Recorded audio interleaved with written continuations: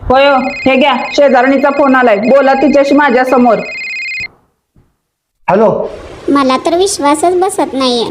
कसला? तुमच्या पण कमरेवर सेम त्याच जागेला तीळ आहे ना की जिथं माझ्या पण आहे.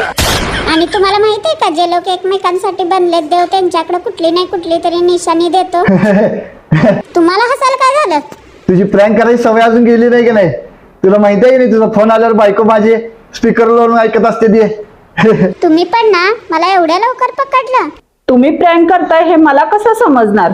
अहो वहिनी, तुम्हाला माझ्यावर विश्वास नसेल ना तर तुमच्या नवऱ्यालाच विचारा माझ्या कमरेवर तीळ आहे का नाही. होय हो, शेजारणीच्या कमरेवर तीळ आहे का नाही?